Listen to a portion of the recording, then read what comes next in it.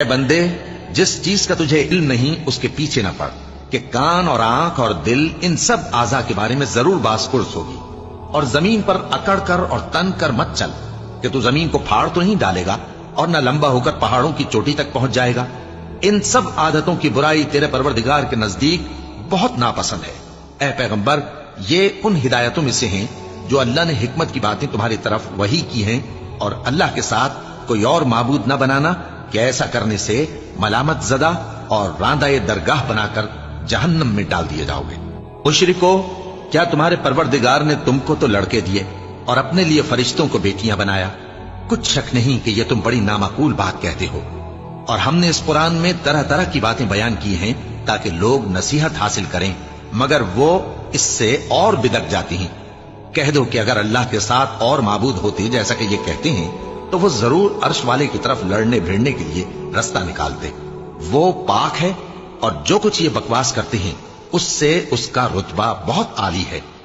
ساتوں آسمان اور زمین اور جو لوگ ان میں ہیں سب اسی کی تسبیح کرتے ہیں، اور مخلوقات میں سے کوئی چیز نہیں مگر اس کی تعریف کے ساتھ تسبیح کرتی ہے، لیکن تم ان کی تسبیح کو نہیں سمجھتے۔ بے شک وہ بردبار ہے، غفار ہے۔ اور اے نبی، جب تم قرآن پڑھا کرتے ہو تو ہم تم میں اور ان لوگوں میں جو آخرت پر ایمان نہیں رکھتے چھپا ہوا پردہ یعنی حجاب ڈال دیتے ہیں، اور ان کے دلوں پر بھی پردے ڈال دیتے ہیں کہ اسے سمجھ نہ سکیں، اور ان کے کانوں میں ثقل پیدا کر دیتے ہیں۔ اور جب تم قرآن میں اپنے پروردگار یکتا کا ذکر کرتے ہو تو وہ لوگ بدک جاتے ہیں اور پیٹ پھیر کر چل دیتے ہیں۔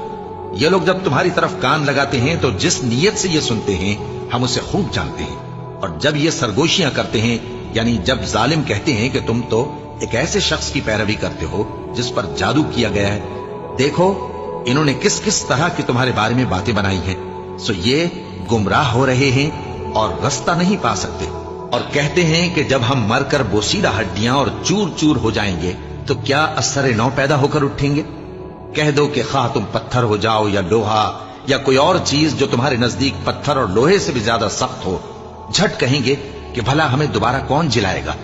کہہ دو کہ وہی جس نے تم کو پہلی بار پیدا کیا